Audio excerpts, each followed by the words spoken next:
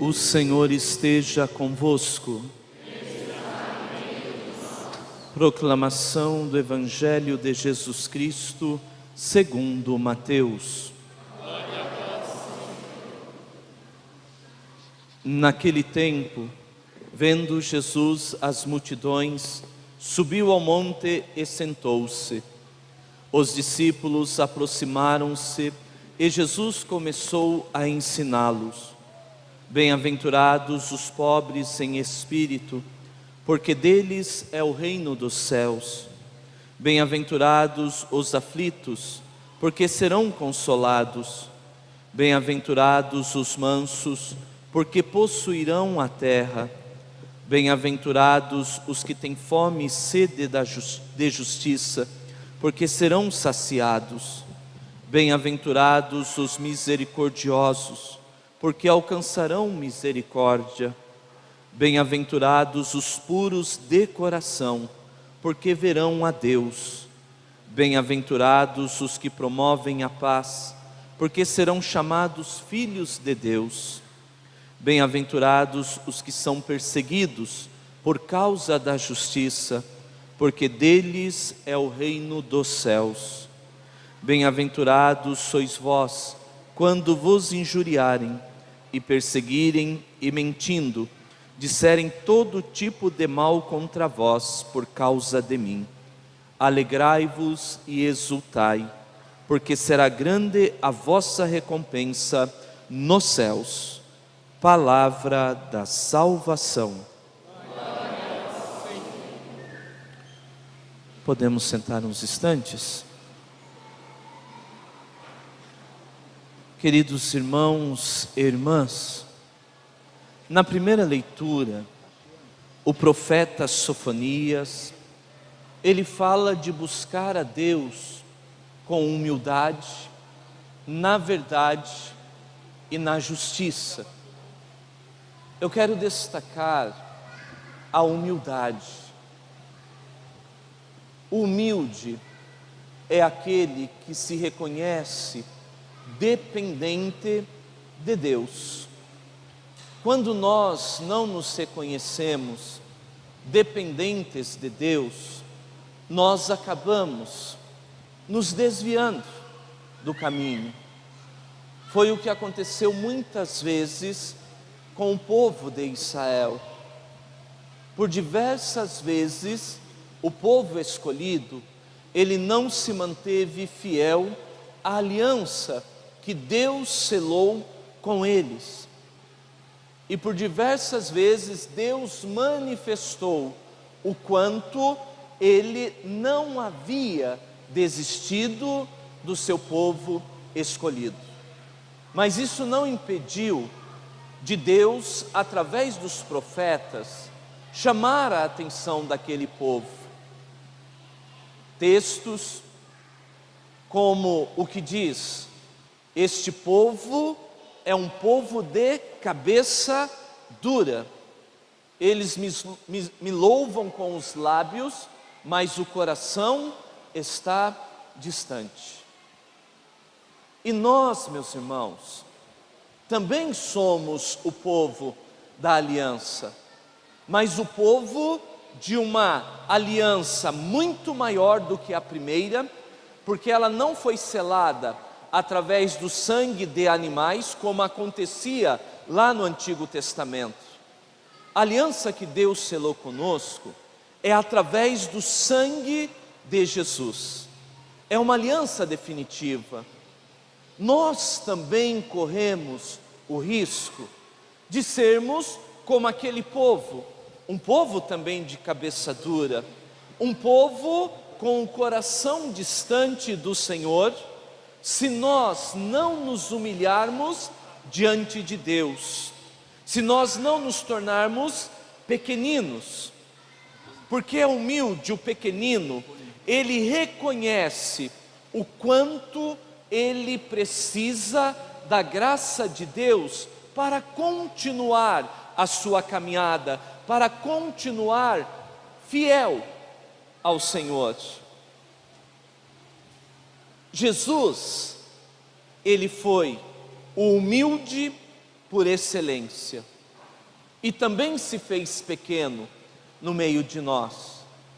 Se nós olharmos para aquilo que o apóstolo Paulo apresenta na carta aos Filipenses, no capítulo 2, do versículo 4 até o 11 aproximadamente, ele vai afirmar que Jesus, ele não prevaleceu da sua igualdade com Deus.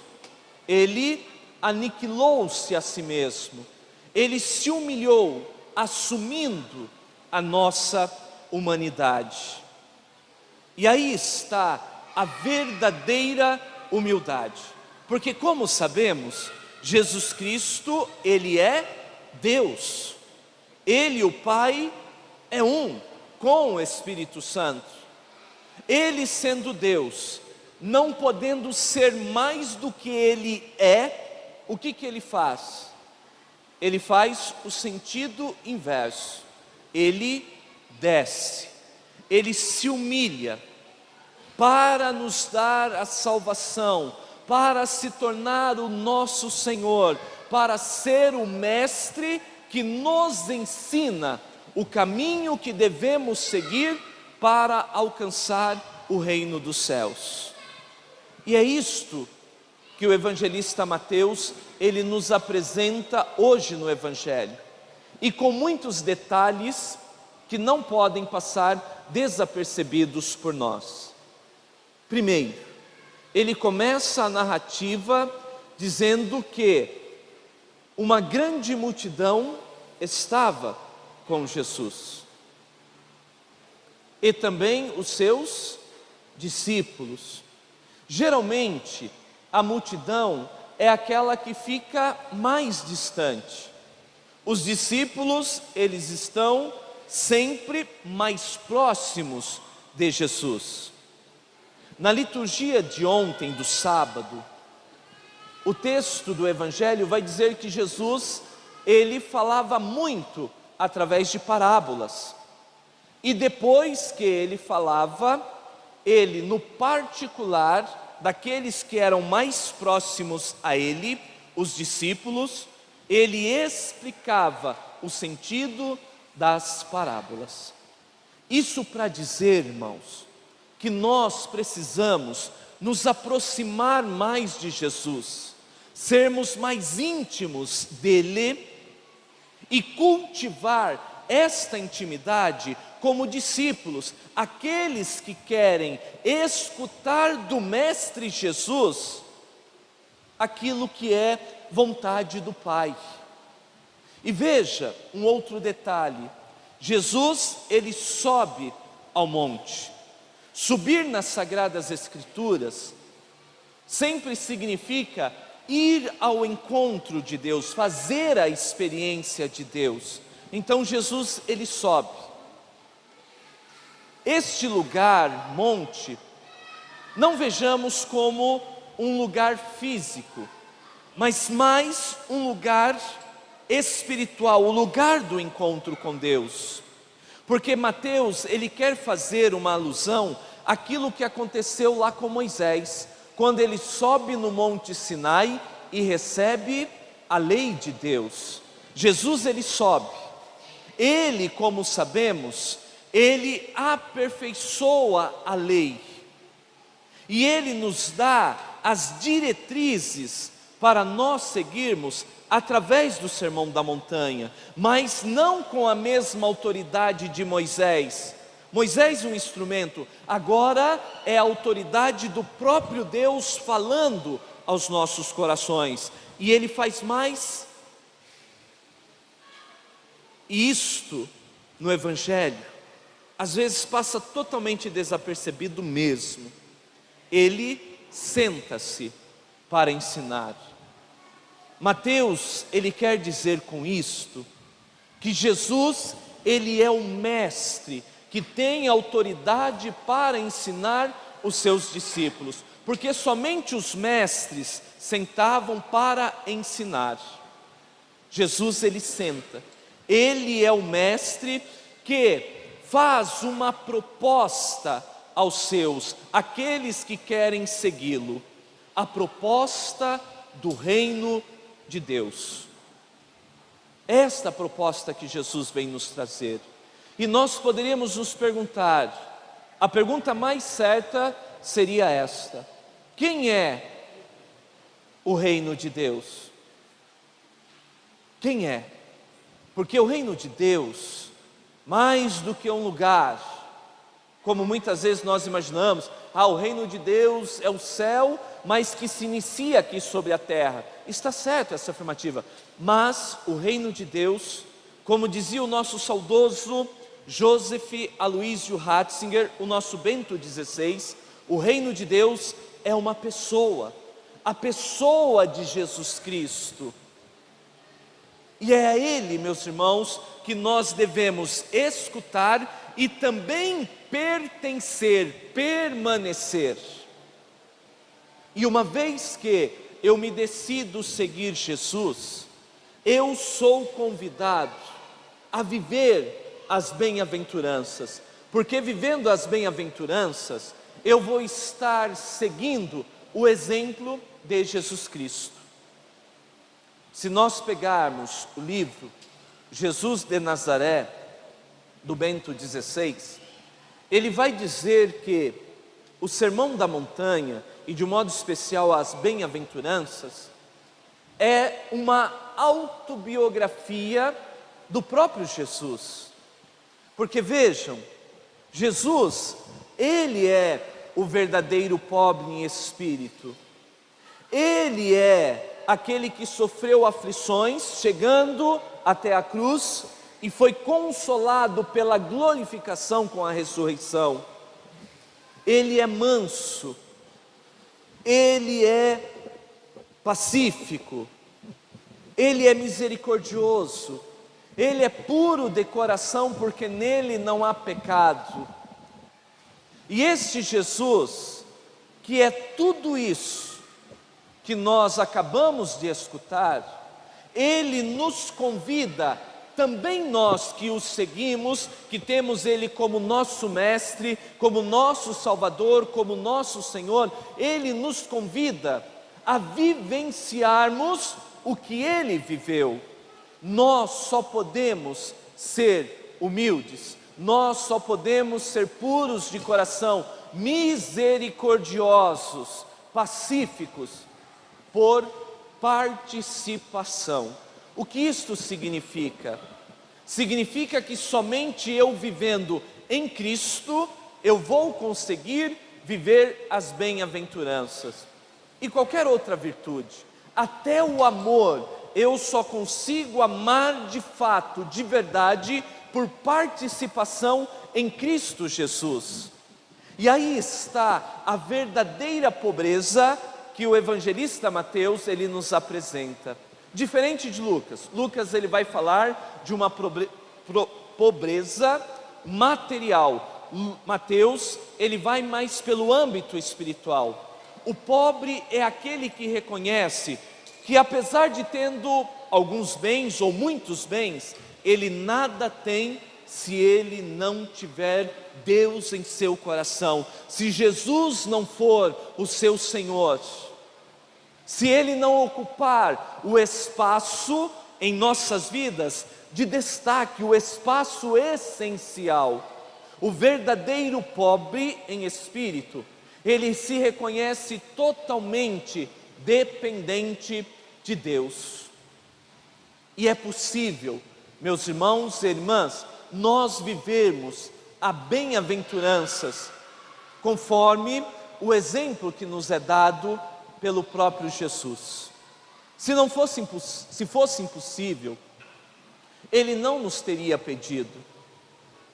Ele mesmo é quem nos capacita para vivermos, para sermos misericordiosos com os nossos irmãos, para buscarmos uma vida de santidade, a pureza de coração, para sermos aqueles que promovem a paz neste mundo maluco que nós estamos vivendo, aonde os valores do Evangelho não é valorizado como deveria. Aliás, muitas vezes nem é valorizado. Nós somos chamados a fazer a diferença neste mundo. Nós não podemos nos conformar com a mentalidade deste mundo paganizado. E não se assuste com o que eu estou falando. Mas nós vivemos no mundo cristão. Cada vez menos nós temos cristãos neste mundo. Nós vivemos no maior país católico, talvez não seja mais, vai depender do censo. Estamos vivendo um novo tipo de paganismo em nossos tempos, aonde os homens têm colocado Deus de lado para seguir a sua própria vontade. O homem se tornou o centro de todas as coisas e Deus foi retirado de lado. É por isso que nós estamos presenciando tantas coisas malucas na nossa sociedade, e nós somos chamados a caminharmos de forma diferente. Se nós nos decidimos para valer em seguir Jesus, a nossa atitude diante deste mundo precisa ser diferente, precisa ser de pessoas que estão dispostas a testemunhar a verdade, a anunciar Jesus, a não se envergonhar da fé que nós professamos, e mesmo que para isso nós tenhamos que passar por perseguições, por sofrimentos, por calúnias, o discípulo de Jesus, ele deve estar disposto a seguir aquilo que Jesus mesmo disse no Evangelho, lá em Mateus capítulo 16, versículo 24. Aquele que quer me seguir, renuncie a si mesmo, tome a sua cruz e siga-me. Jesus, ele não falou que o nosso caminho seria diferente do dele. O caminho de Jesus, ele foi sim a cruz, para depois alcançar a ressurreição. Nós que seguimos Jesus, irmãos e irmãs, nós temos que estar conscientes que o nosso caminho, ele não será um caminho diferente. É propaganda enganosa o que muitas vezes nós escutamos por aí, até com placas: venha aqui e todos os teus problemas estarão solucionados. Se você quer receber uma cura e um milagre, só que você tem que fazer a oferta antes. Propaganda enganosa, não é propaganda evangélica. Eu até ouso dizer, é uma propaganda do inferno, porque engana, ilude. Não estou dizendo que Jesus não possa curar, não possa realizar milagres, porque nós experimentamos isso. Mas Jesus, ele não promete facilidade. Ele quer também que nós façamos a nossa parte. A parte de Deus, ela está feita. É a nossa que precisa agora ser feita. E de que maneira eu vou fazer a parte que me cabe?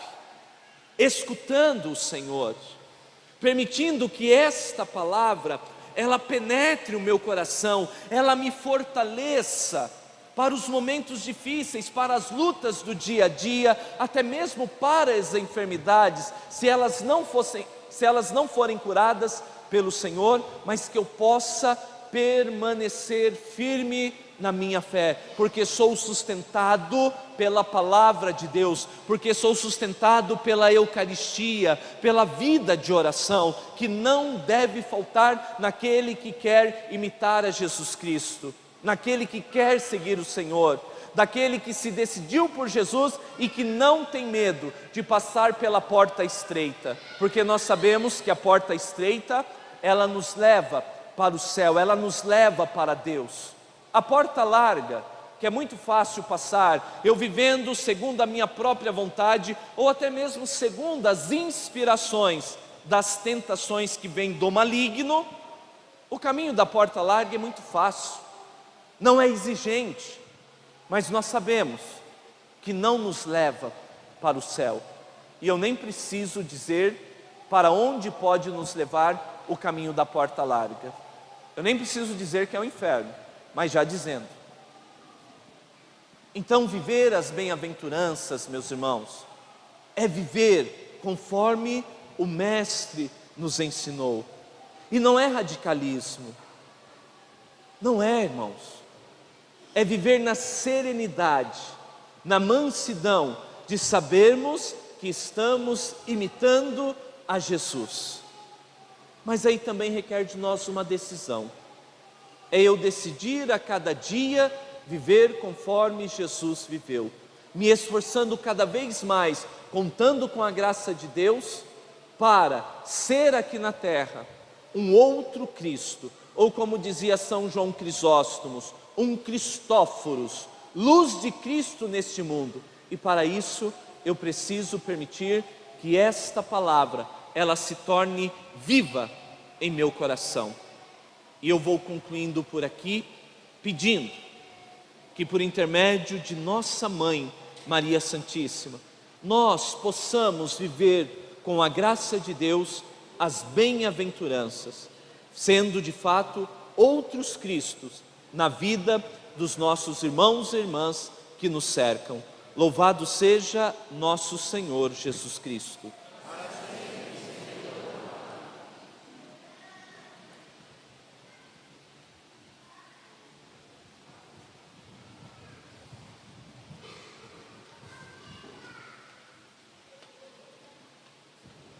Creio em Deus Pai Todo-Poderoso,